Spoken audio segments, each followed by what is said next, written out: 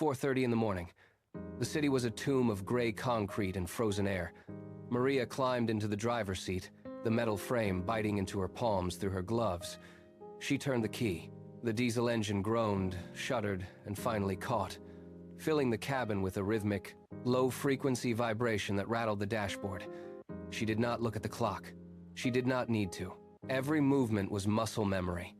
Release the brake, shift the lever, check the mirrors. The bus lurched forward into the dark, empty streets. At the first stop, she pulled the wheel hard to the right, feeling the heavy shift of the chassis against the curb. She opened the doors to the silence of the vacant street. No one was there yet. She stared ahead through the windshield, watching the streetlights flicker past in a predictable, hypnotic sequence. She had driven this exact loop for years. Every turn was etched into her mind. Every bump in the road was a familiar physical marker. The bus was a cage of glass and steel, and she was the anchor of its endless, circular path. She kept her gaze fixed on the road as the city began to wake, indifferent to the life she was slowly trading for the miles ahead. At the depot, the air smelled of stale coffee and industrial cleaner.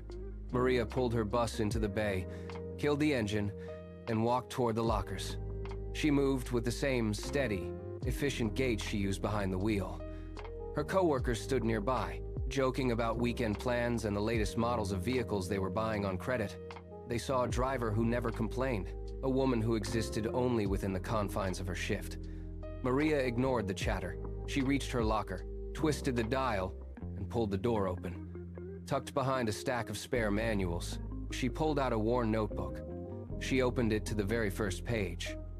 In clean, firm handwriting, she had written, "I will become a millionaire." The ink was dry, but the words carried the weight of a physical promise. She traced the letters with her thumb. This was the only place where she was not a driver. She was an architect. She closed the book, slid it back into the darkness of the locker, and locked it tight. The steel clicked shut. To anyone watching, she was just another worker clocking out. To herself, she was a person moving toward a target that only she could see. The library was a sanctuary of dust and silence, far removed from the screech of bus brakes and the smell of diesel. Maria walked the aisles, her fingers tracing the spines of books until she stopped. She pulled a thin, worn volume from the shelf and sat at a nearby table. She opened it, scanning the pages until her eyes locked onto a single sentence. "Desire is the starting point of all achievement." The words hit her with the force of a physical blow. She read them again, feeling the weight of the ink against the paper. For years, she had viewed her paycheck as a cage, a fixed amount that dictated the boundaries of her life. Now, the perspective shifted. The money was not a cage. It was a tool. It was leverage. She looked at her hands, the same hands that gripped the wheel for 10 hours a day, and saw them differently. They were not just instruments of labor, but agents of control. The realization settled in her chest, steady and cold. She closed the book, stood up, and left the library. The city outside looked the same, but her relationship to it had changed. She was no longer just filling time until her next shift. She was preparing for a future that she was finally starting to build. The kitchen table was bare, save for a single notepad, a calculator, and the flickering light of a lone bulb. Maria sat down and cleared the space. She began to calculate. She broke her monthly salary into precise columns, stripping away every expense that was not strictly necessary for survival. She calculated her rent, her food, and her basic bills. Then she looked at what remained. It was not enough.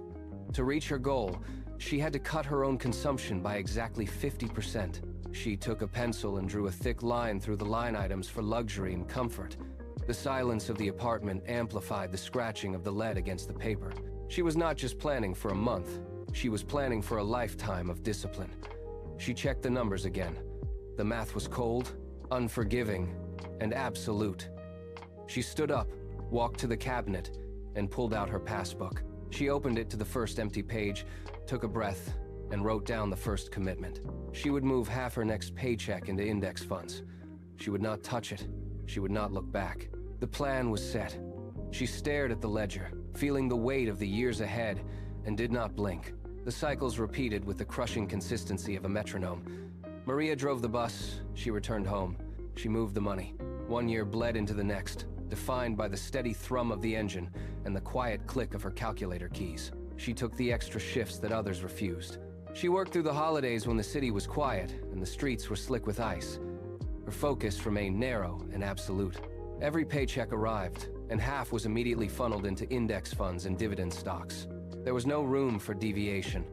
She watched the accounts grow, not in leaps, but in small, agonizingly slow increments. The work was exhausting.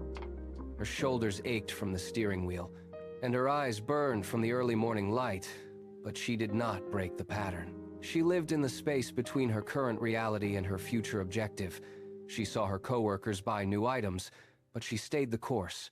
She kept the ledger updated, recording every deposit, watching the numbers shift from 3 digits to 4, then 5.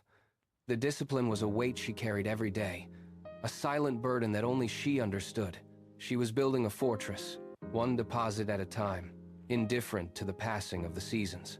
The bus engine sputtered once and died, leaving Maria stranded on the shoulder of a rain-slicked road. She stepped out into the downpour, the freezing water soaking through her layers instantly.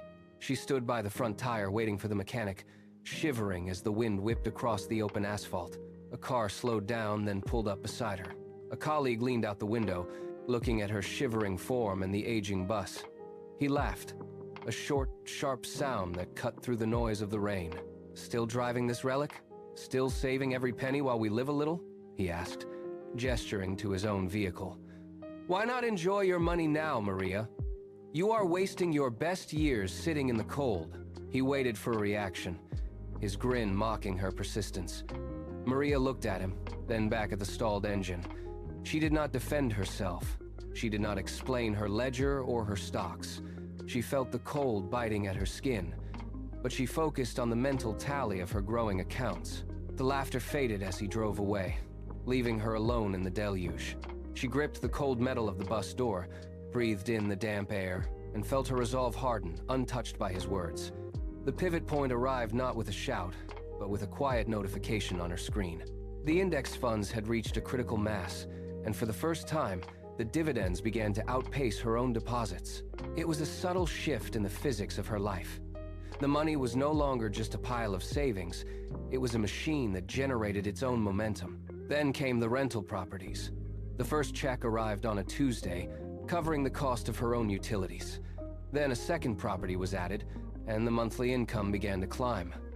The crushing weight of the bus route, once a necessity for survival, started to feel like a choice. She sat in the driver's seat, the engine idling, and watched the city streets with different eyes. The anxiety that had lived in her chest for decades, the fear of a missed payment or a sudden emergency began to evaporate. Every month, the gap between her labor and her income widened. She was no longer running to catch up. She was watching the distance grow. The snowball was rolling, and it was gathering mass with every passing turn. She realized then that the end was not just possible, but inevitable. The long shifts were still there, but they no longer defined the horizon. The final shift ended with the same rhythm that had defined 3 decades. Maria pulled the keys from the ignition, locked the gate, and walked into the quiet of her home. The kitchen was bathed in the pale light of a winter afternoon. She sat at the same wooden table where she had first outlined her plan 20 years ago. Her hands were steady as she opened the laptop. She entered the password, the cursor blinking in the silence of the room. She navigated to the main dashboard. Her index funds, the dividend stocks, and the rental account balances populated the screen one by one. She did not rush. She scrolled through the columns, watching the final calculation load. The screen refreshed. A 7-figure sum appeared in the primary box. $1 million. She leaned back, the wood of the chair pressing against her spine.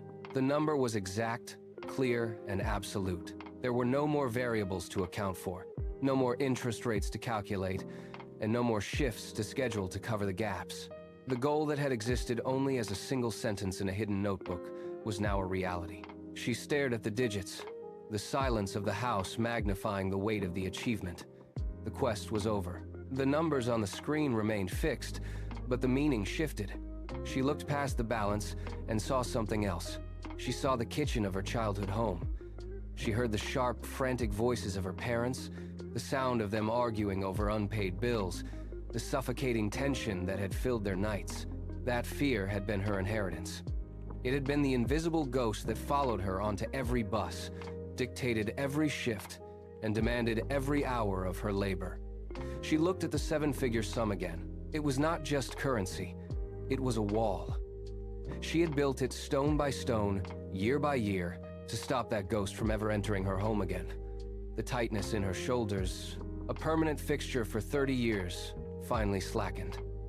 She exhaled, a long, slow breath that seemed to empty the room of its remaining shadows. The cycle that had defined her parents, the cycle of scarcity and reactive survival, ended with her. She closed the laptop, the snap of the lid final and clean. There was no more panic to outrun. There was no more debt to negotiate. She was standing in the center of a life she had designed from nothing, and for the first time, the silence was not a void, but a sanctuary. The final morning arrived with the same pre-dawn chill. Maria climbed into the driver's seat, the familiar hum of the engine vibrating through the floorboards. She pulled away from the curb, navigating the streets she had memorized over decades. At every stop, she watched the passengers board. They were rushing to jobs, clutching phones, eyes fixed on the pavement. She looked at them and felt no weight of obligation. She drove the route to the depot, turned into the bay, and killed the engine. The silence that followed was total. She stood up, gathered her things, and walked to the front of the bus. She placed the keys on the dashboard. They glinted in the morning light. She stepped down onto the pavement, the air sharp and clear against her skin. She did not look back. She walked toward the exit of the lot, her pace steady and deliberate. The bus was just metal and glass now, a relic of a life she had systematically outgrown. She crossed the threshold of the lot and stepped onto the public sidewalk. The city moved around her, loud and chaotic, but she moved through it with the focus of someone who owned her own time. She was no longer a driver. She was the architect of her own life.